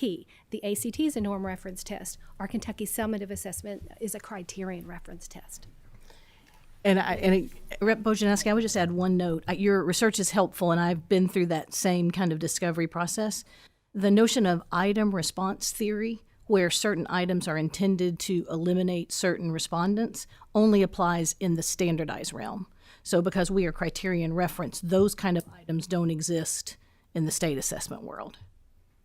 And again, we would be more than happy to kind of dig deeper with you in this. Okay. Our next question is from Representative Wilner. Thank you, Mr. Chairman. Thank you for your presentation. And, you know, I hear, probably like many of us, a lot of complaints from teachers, from parents, from students about these high stakes standardized tests. And so, you know, people are not opposed to testing, not opposed to accountability, but it should be like originating in the classroom, right? So that the teacher is getting that immediate feedback and the teacher has the autonomy to design tests that are appropriate to the lessons, that fall within the standards, et cetera. But I guess my question is about where the Kentucky requirements exceed the federal requirements. First of all, do you guys think that's a good idea? And second of all, do they exceed because of a statutory requirement, or is it KDE generated, you know, more regulatory? I'll start with, there is nothing on that testing plan that's not required in state or federal law. So there's no addition of anything. I think the statute that puts in place social studies and writing and on demand is an evolving of the earliest statute work around the Reform Act. You'll remember that Dr. Flynn mentioned arts. He mentioned practical living, vocational studies. There was a time when we also assessed those content areas as well. So I think one of the goals of the Reform Act was this notion of a well-rounded student and the notion of having exposure to multiple subjects and some different ways of showing what you know. And I think what we have currently in statute is just an evolving of that. We eventually over time moved away from portfolios. We eventually over time moved away from testing of the arts, testing of practical living, vocational studies. So I think it's just sort of an evolving of the legislation over time. Thank you. Next, we have a question from Representative Truitt. Thank you, Mr. Chairman. Girls, got a question for you. I'm an elementary principal, so I understand proficiency. Sure. But I've got a feeling there's probably some people in here that don't really understand what it means to be proficient. So if you don't care, break that down to these people, what you think or what your definition of proficiency is, and then I've got one more follow-up question if you don't mind. Sure. We actually have something called performance level descriptions that give very specific sort of things related to content area about what can a proficient student do and be able to do. I would say one of the things is proficient students tend to perform on grade level, what you would expect for a grade level student. And these again are developed by content areas. So they specifically talk about what can you do with reading, what can you do with math, and those are available out online. We can link them and do a follow-up for you on that. But I think a proficient student is someone who is performing and showing what they know, based on the appropriate content area of the standards, because remember, everything is based back to Kentucky's academic standards, that we have a process for the development of standards. It's also in statute. So I would start there as the definition. I'll see if Jennifer wants to add something, but it is really your on grade level performance, and you're able to do particular skills within particular content areas. Okay, can we expand just a little bit? Let's talk about, I know it's not a direct correlation, but let's talk about, because everybody understands national percentiles. Mm-hmm. You know, as a parent, you understand if my student's in the 50th percentile, then I'm here. So let's kind of talk about where proficiency fits when it comes to national percentiles. We really, it's not a norm test. So there's really not a way to take that percentile conversation and put it on this measurement scale. We look at percentiles when we look at things like setting the accountability colors. We do look a bit at percentile, and the committees look at percentile. And we do allow teachers who help set these standards to see what the impact is, so they see a percentage. But we really don't line it up to a percentile. And so I would be hesitant to answer it exactly that way. Let me elaborate then just a little bit. As a principal, if we're using a test like MAPS or we're using iReady, proficiency is somewhere around the 70th percentile. I think people kind of get confused sometimes. Right. I had a parent a couple weeks ago talk to me about, my kid can't read, they're not proficient. I'm like, no, proficiency is hard to get. Mm-hmm. Proficiency is hard to get. I would say that it would be hard for me to be proficient 11th grade reading student. Now math, I'm good, but proficiency is tough. Right. And I think we kind of need to be honest about that proficiency. I know it looks bad sometimes to say that we're not, at a proficient level that we need to be, but we also need to realize that proficiency is above the 50th percentile. Oh, yeah. I mean, it's, somewhere around the 70th percentile, maybe 75th, all the way up to the 80th percentile, and then you get into the distinguished category. So my next question is, I just want to kind of elaborate, let people understand kind of what that means to be proficient and how hard it is especially at these upper grade levels, to be considered proficient. You could be a good reading student and not be proficient. You could be a good math student and not be proficient. Proficiency is above and beyond the 50th percentile. The next question I've got for you talks about the reason that now we use change as opposed to growth. Growth, compares apples to apples. Change compares apples to oranges. I'm just wondering why we are going here as opposed to growth a couple years ago. That is in Senate Bill 158. So the use of status and change is part of that legislation. In putting change in, individual growth was not in the legislation. We did have individual growth in the STAR system, and by that, Representative Truitt, that but I'll share for the group. Individual growth is where I'm looking at a specific student and I'm saying how much did they improve from one year to the next year. And I'm looking that specifically at reading and math because it was an annual assessment of reading and math. So again, we are, in our role in the executive area, we're implementing the law. And so 158 has change versus individual growth. Okay, thank you. I have 5 more members who've asked to be recognized. I'm going to cut it off there, and because of time, we do have some additional presentation to present. So if you could please be brief. Representative Rayburn. I have 2 questions for you guys. The first one is this. In 2020, there was no state assessment, and then in 2021, there was limited participation and no accountability. And even before 2020, we saw the numbers start to drop. What I'm interested is why weren't those 2021 numbers included, although the federal testing in reading, math, and science were required? Why they're not included on the slide? Yes, ma'am. We did not include them on the slide because they're not really comparable to the earlier data. They are available. We do have data there, and we can certainly pull some data for you. They're out on the public website. But 21, we just did a level of reporting. This was a process of where states received a waiver from the U.S. Department of Ed not to test in 20 and to test as much as you could in 21 and publicly report the results, but not to have accountability. So because of the nature of them being a mix of numbers, we put into this chart what we had full participation on. I'd like to see those numbers. Sure. We can certainly do that and route it back through your staff. Thank you for your question. My second question, are we concerned? It's more of a comment question. Based on these numbers, and like I had noted that in 2019 we've seen a decline in these numbers gradually over time, even before the pandemic.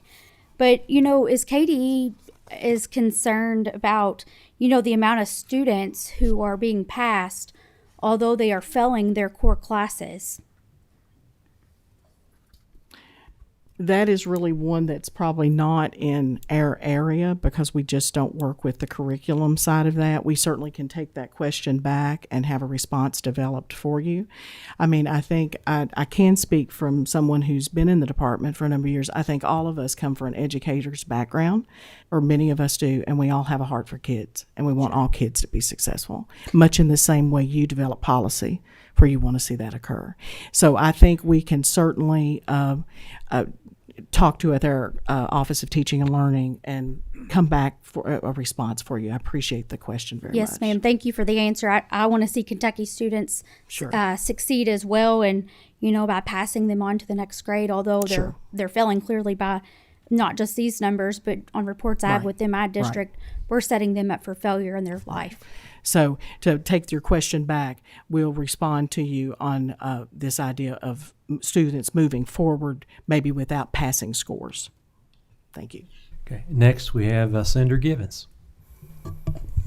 Thank you, Mr. Chairman. And if you would back up 3 slides for me, and I'll be very brief. I think these 3 slides are interesting to me. This one being, and I appreciate the conversation we had on what proficient and distinguished means. This one being proficient distinguished at reading and mathematics. And we see, let's take the middle school reading score in 2019 of 60%, and then in 22 we've got a 44. If I'm going to use that one, though, I need to also use the mathematics in high school in 19 of 35, and then a 36 in 22. Flip to the next slide for me. I'm just pulling some examples out because I'm going to arrive at a question very quickly. There on the science scores, if we look at high school, in 19 we had 30% that were proficient distinguished. In 22 we're down to 14. In the next slide we're going to see some similar middle school 59 to 36. If you'll go, 59 to 36. And then high school 50 to 38. Help me to know what the key takeaways are from what we're seeing in the data here. I think the lines there where you see the pandemic, you're seeing an impact there. I will tell you our standards are challenging standards. They're rigorous standards. And they should be. They should be. They are rigorous standards. We see a bit more recovery post-pandemic as we start to inch up a little bit in some areas versus others. Reading and math, there was a bit more recovery, especially reading, than in science. So I do think then the challenge becomes how do we support instruction and teachers and staff to be comfortable with those standards, science standards, because the standards themselves, they first came into play with the current science standards in the first assessment was when it was in 2018. So those science standards have been in place for a while. In fact, the newest revision of science standards is just now, I think, kind of entering the end of its process. But I sense you're saying what I expected, and I appreciate the response. This quantifies, to some degree, quantifies the learning loss. You agree? It certainly gives one measure. You know, we would always say with data, you need to look at multiple sources.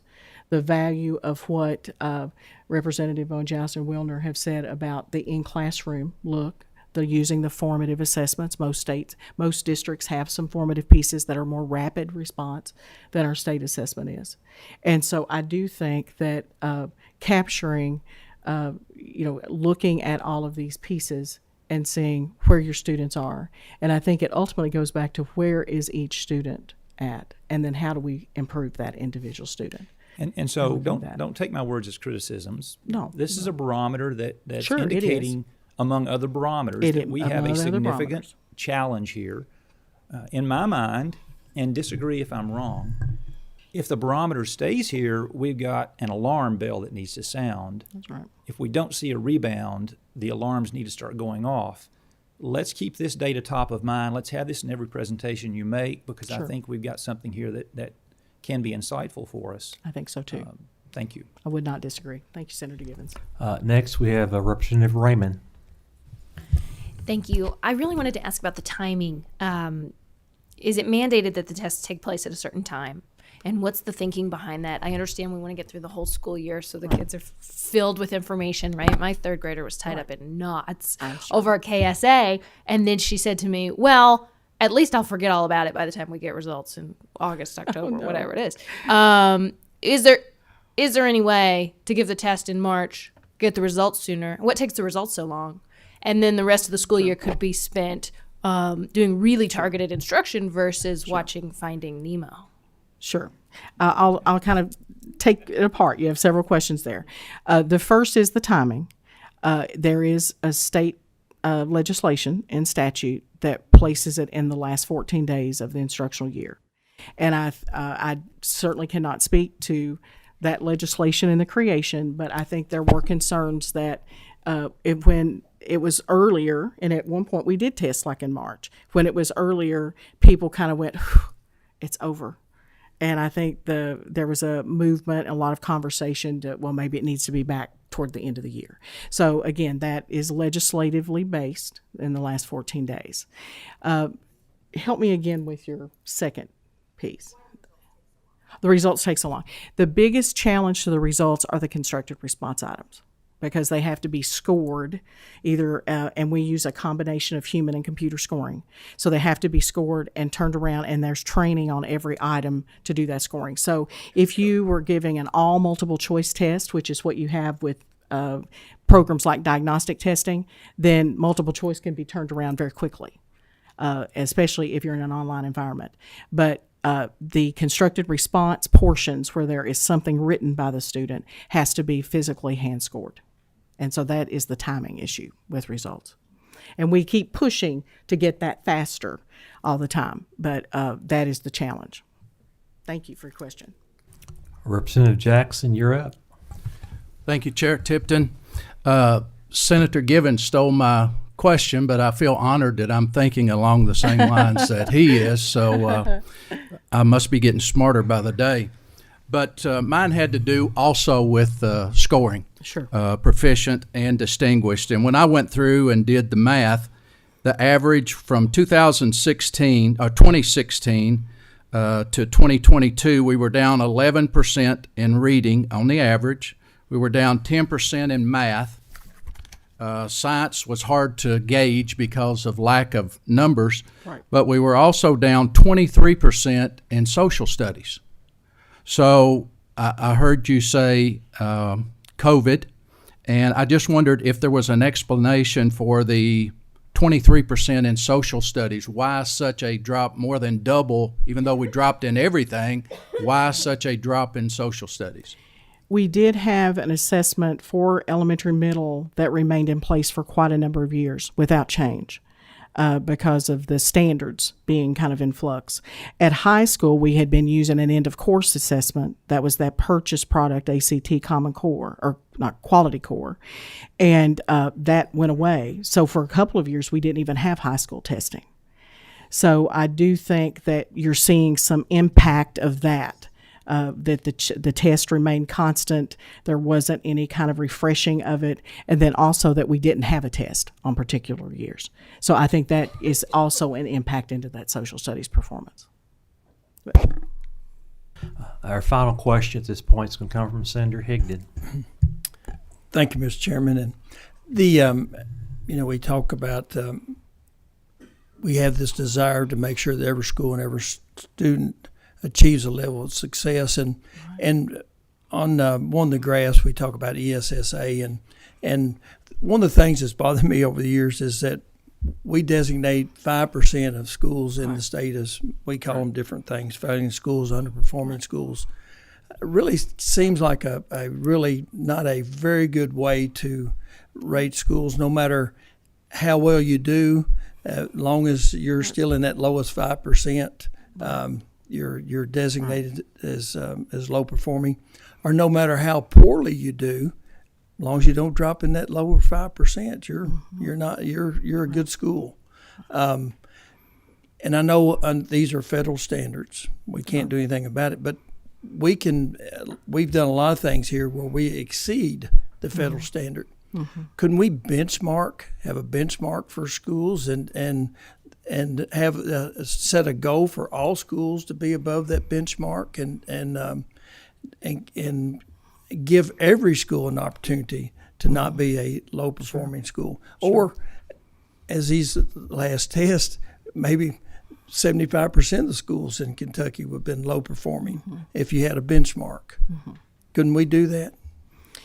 I think in state law, you could probably do a variety of things. I will say, and Jennifer, you feel free to add in here, I will say that because we have a color dashboard, so that we have a range of colors for performance on the state level, it gets us a bit beyond just that 5%, because federally that is just a straight ranking, and it's a number. What's 5% of the elementary, 5% of the middle, and 5% of the high schools. And so I do think that the color and the idea that there's a range now of color gives some more information both publicly and to schools about their performance. But certainly I think on a state level there's a variety of things that you could do, whether it be a benchmarking, as you're using that term, or something else. But the federal law on the 5% is would require federal law change. Well, hopefully they'll do that one of these days. Yeah, I think it's a terrible rule. I Thank agree. you. Okay. It's very Dr. defeating. Young, you have been very patient. Are you ready? I am, and Okay, thank you. please proceed. Thank you again. Thanks for this substantive conversation as well. I'm going to move along at a really quick pace, given the time that you have remaining in today's session. Dr. Flynn was the ghost of Christmas past. Rhonda and Jennifer, the ghost of Christmas present. And so Mike and I get to be the ghost of the future of assessment and accountability in Kentucky. So I just wanted to share the work that's happening at the level of the State Board of Education with support from the Department of Education, but most importantly, thanks to the communities across the Commonwealth that are engaging in this notion of united we learn. A play on our own state's motto, thinking about how we can lock arms with communities across the Commonwealth to envision a bold new future for teaching and learning in the Commonwealth. And so I'm really excited to be a part of this work, and we have kind of three key big ideas: vibrant learning experiences for all students, innovation, especially as it comes to assessment and accountability, the topic of today's conversation, and then deep community engagement in the process. You heard Dr. Flynn, he teed us up so well for this conversation. You heard Dr. Flynn talk about community-based accountability and that communities get the schools that they want. So when you hear from Mr. Hesketh today, you'll hear about this conversation that's happening. It's perturbated across Kentucky to talk about what do we really want the outcomes for our kids in urban areas, in more rural areas, in city districts. What do those conversations look like, and might they be different at the local level? So really honoring the premises of KERA early on around local control. I, like President Stivers, was around when KERA really was a thing. I'll never forget waking up the morning after the Rose verdict and reading above the fold in the Lexington Herald that Kentucky's public school system declared unconstitutional. So those are lived experiences for me, and I'm really proud of the work that's happened over time. But it's time for us to reconsider some of that backdrop about assessment and accountability as we move into 2023 and beyond. So how's this different? This has really been about deep community engagement. We've had hundreds of conversations, virtually and in person, especially with community members, about what we want from Kentucky Public Schools. So when I think about conversations I've had with members of the Chamber of Commerce at the state and local level, we hear pretty consistently what Rep. Bojanowski talked about earlier. We want kids to think critically, to problem solve. Jim, again, really teed us up well this morning because those are in 158.6451. Those are still the right aspirations for us as a school system. And I don't know that we veered so far off the path. We were knocked off the path several times by the federal government, frankly, along the way. But now I think we have this window of opportunity as a Commonwealth to think about how deep and authentic learning experiences can become the norm in Kentucky. So we started with a group that we called the Coalition, and it morphed into the Council. And this United We Learn Council is putting structures in place to gather all of this feedback from across the Commonwealth and to help us then think about a redesign of assessment and accountability in Kentucky. So don't panic. This is a long game. We're thinking 2, 3, and 4 years down the road as this information becomes available. And I really want to invite myself and you into a conversation about what that might look like as we move forward. We, on purpose, have a lovely picture of Rep. Tipton coming up on one of the slides because he stepped up and said, I'll be there. I'll help have this conversation. And they really put him on the spot. He was the spokesperson for his group, et cetera. But I also want to take a minute. I asked the team to pull together. So Senator Meredith, we have folks from Caneyville Elementary in Grayson County on this team. Senator Wise, we have Allen County Schools. Senator Williams, he's not here today, but Peaks Mill Elementary in Franklin County. Rep. Decker, thank you so much for your introduction of Mr. Hesketh. I couldn't have said it any better. Shelby County Schools has been a really important partner for us in this work. Rep. Lewis, we have folks from Davis County on the team. We also have something that we call L3 districts, and it stands for Local Laboratories of Learning. So we're doing what good researchers should do. We're putting this stuff into practice in local schools, communities, and thinking and learning from what they're doing so that we know this is working in Caneyville, this is working in Johnson County, et cetera. So Senator West, we have Fleming County as a really trusted partner. If President Stivers were here, I would point out Corbin Independent, and if Rep. McCool were here, I would point out Johnson County Schools, all of which are L3 school districts. There's some quotes that I really want you to capture. We couldn't invite all these folks today. We have lots of student engagement, but take a minute to read what Sage from Logan County had to say about the work that's happening in her school district. No two students are the same. And you heard Dr. Flynn talk a lot about how our system is trending toward personalization. That's because everything in 2023 is becoming more and more personalized, right? The phone in your back pocket is personalizing your world for you, and schools have to respond in a similar way. So out of the mouths of a babe in Logan County schools, you hear students are learning, absorbing the new knowledge they need, and thriving in their school environments. Music to my ears. I want to spend just a little bit of time here and then toss it over to Mike, where you will get the real meat of the information that's happening. But one of the things that we're leveraging, and Dr. Flynn mentioned earlier, is the Kentucky Portrait of a Learner. So our State Board of Education adopted this portrait last October to say this is a model. It's not yet been mandated in any way. We're open to that conversation, but we'll learn from the local communities as they're trying this out about what works and what should be regulated. But the idea here is that we have these durable skills. That's kind of the term the Chamber's using right now. They're transcendent skills, but the kind of skills that you want for your children and grandchildren, the kind of skills you'll need going into high school and beyond. And that's what this looks like in Kentucky. It resonates beautifully with that original KERA statute, 158-6451. This is what we were after and what we should still be after. You'll note there, America succeeds the high demand for durable skills. We want our communities to be more prosperous, and we believe that public education is one of your main engines by which that prosperity can happen. And so focusing on these durable, transcendent skills, balancing the assessment and accountability system so that these skills matter, along with, not instead of, along with reading and math and content areas. How will we find a better balance moving forward? Here's a quote from Allen County. Senator Wise, we have a community that really does want to see students be prepared in every aspect, not narrowing to reading and math alone, but assuming that reading and math are fundamental to all of the learning ahead of them, but bringing in a high expectation of durable skills for every learner in the Commonwealth.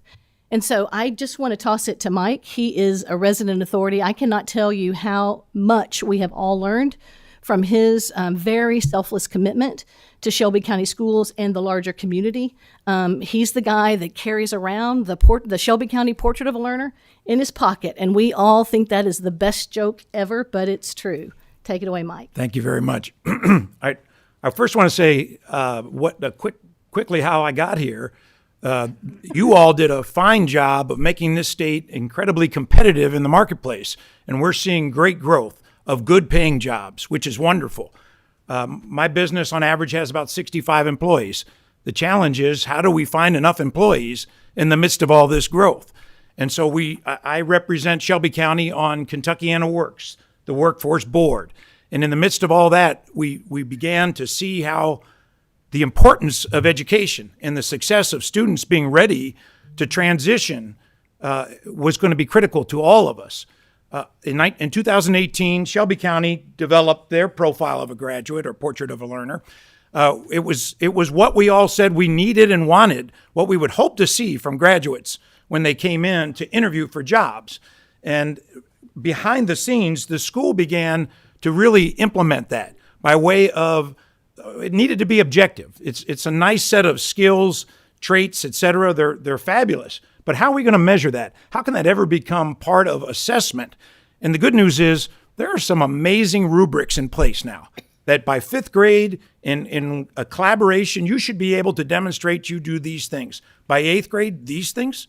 And by 12th grade, these things. So it's just not a feel-good, nice-to-do thing. It's critically important. It's measured. Students do defenses in our community that at the end of the year, they defend that they've achieved these elements of our learner, our portrait of a learner. So it's really something that has become an integral part of what we do. When we look at our students, the knowledge that they gain, what are we looking for?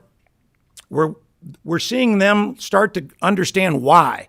So many times we all went through education and we were learning things and we questioned, why are we doing this? Why does this matter? And we're seeing in the midst of our profile of a graduate and the projects, the deeper, more vibrant learning that our students are doing, they're learning why. And they're also learning how because they're implementing, often as a collaboration.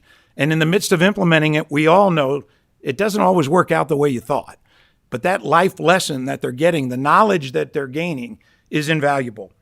The skills that they're developing, the skill of practice, experimenting and practicing, trying things and learning. And I think probably we as parents have been a little too guarded with our kids in helping them not necessarily experience all the failures that happen in life. There's a lot of failures in life. There's a lot of struggle in life. And preparing our kids for that struggle, experiencing that in these projects, in the deeper learning, is significant and making a big difference. It's the skills they're getting.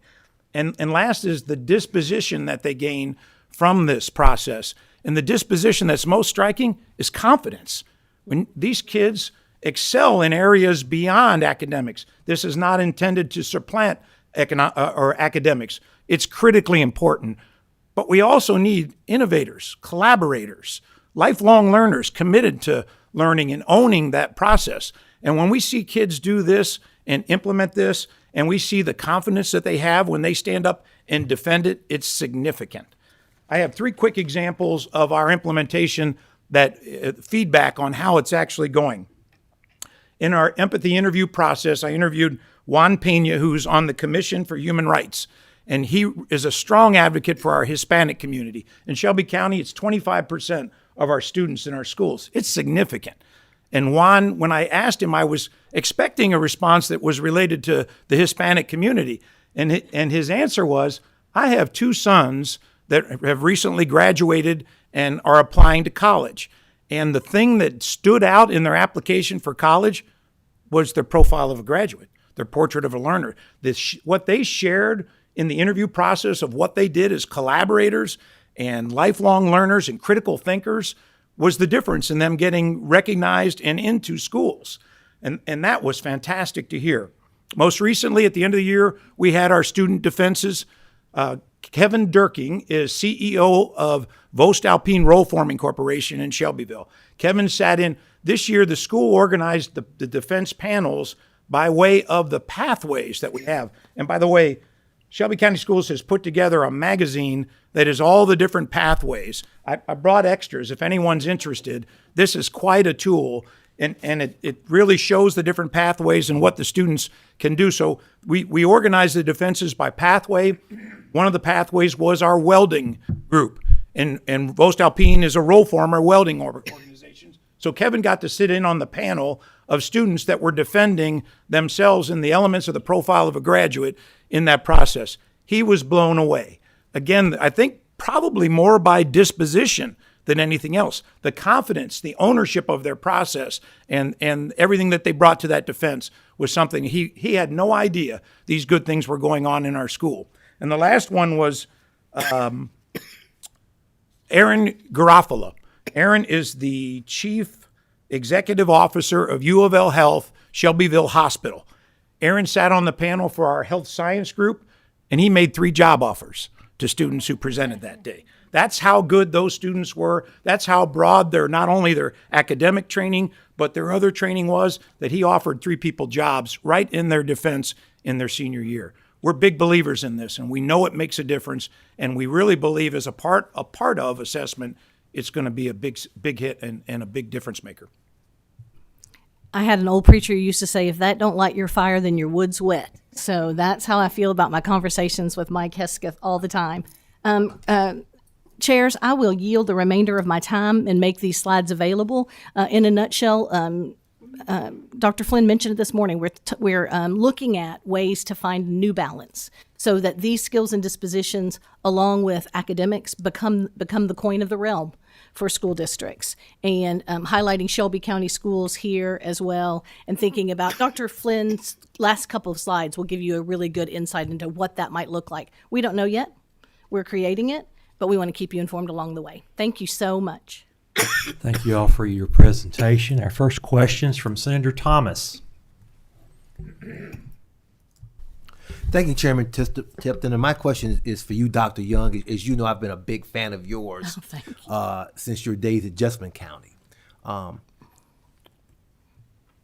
Here's my approach as we talk about the future of learning and where we need to go.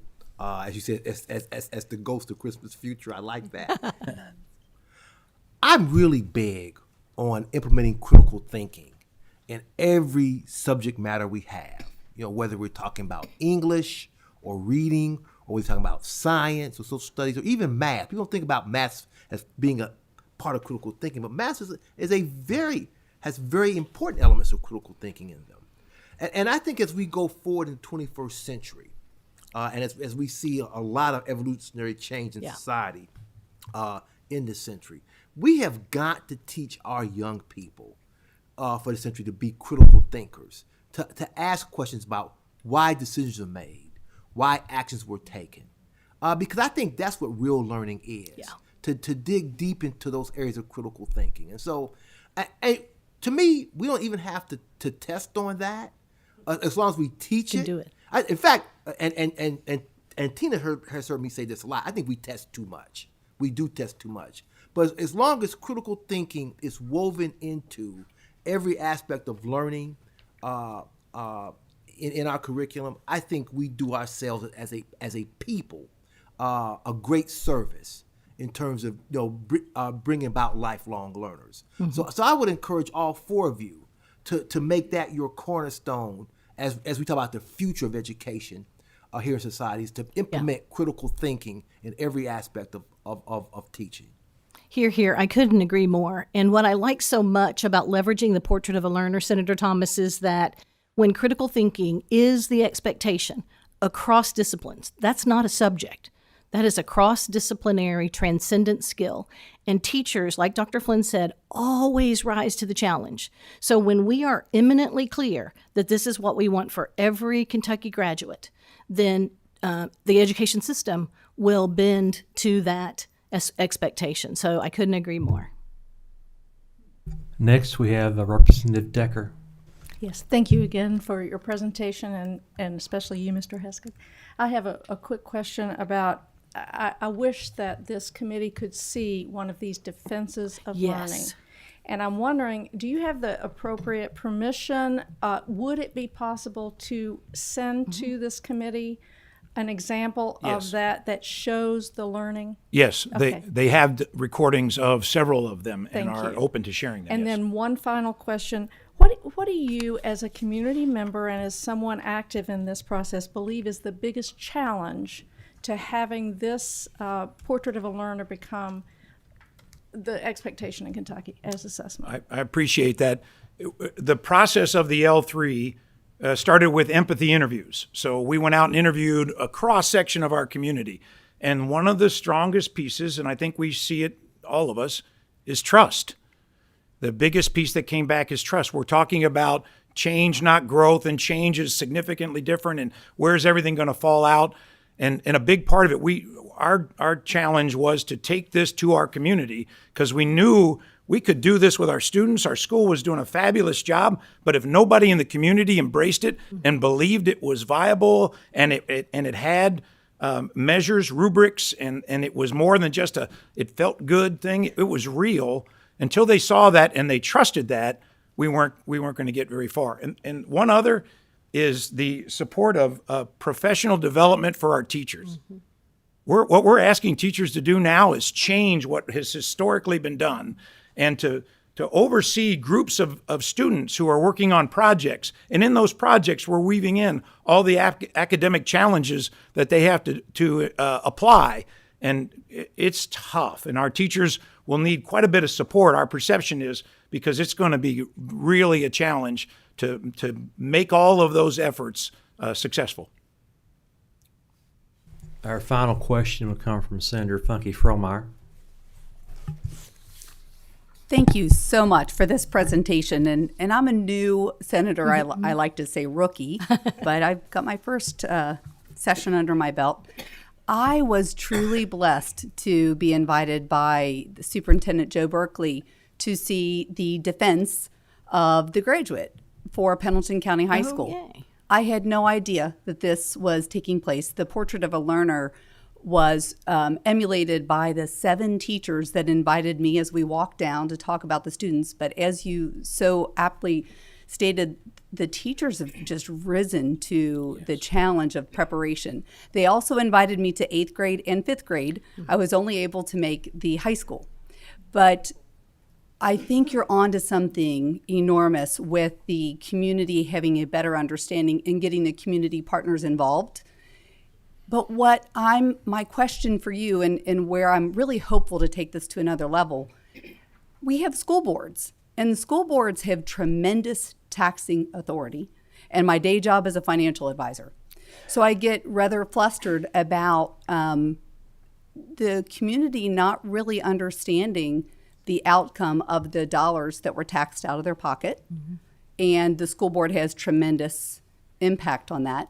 And then, of course, we have the SEEK formula. So there's state dollars and federal dollars. But how do we educate our school board to be good stewards of the portrait of a learner and good stewards of that community piece? And I'm only going to acknowledge one more piece.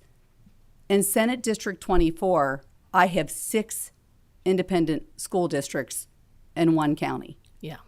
So I think about if that average was shared about the administrative cost, because many of those teachers who I think are phenomenal leaders are sharing with me, our students are being assessed too much to provide you, legislator, information, and we need a pay raise. So I'm like, okay, well, could we consolidate? But that is probably in the hands of the school board. So I wonder how prepared the school board is. Mm-hmm. Are we doing great training and lifelong learning of our school board members? Ooh. Yeah, we talked about applying this in our businesses too, letting students walk in and say, I'd like to speak to your best collaborator and tell me about that. I can only speak to Shelby County. And in Shelby County, the school board is an integral part of this. Mm-hmm. It's on our wall. We talk to it regularly. They attend defenses. In our case, the school board is absolutely engaged in supporting it. But I can't imagine a broader scope like you're describing. That's tough.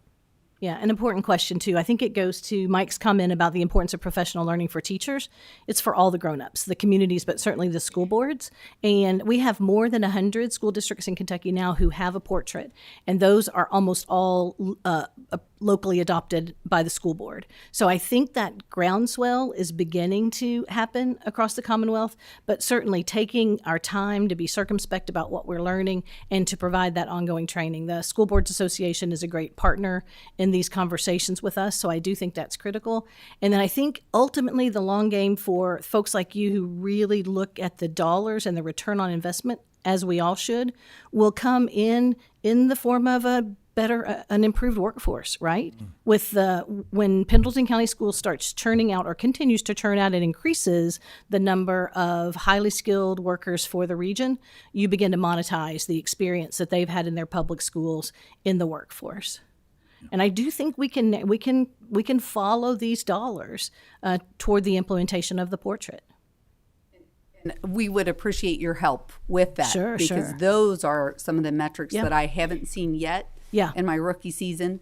Yeah. But would love to see that broken down more they clearly. don't exist yet, but it's a call to action. We should do that. Okay, I want to thank all of our presenters today for some great information. All of our members, great questions and comments. This is a critical conversation that we have to move forward. I want to make a couple comments. This is not a criticism. We have to do better. Our citizens, our students, we have to do better. At that meeting I was at, one of the educators said we haven't done right by our babies. Mm-hmm. That resonated with me. Our children deserve us to do better. We've got to analyze the data, figure out how we can improve the educational system in Kentucky because it's our future. With that, this meeting is adjourned.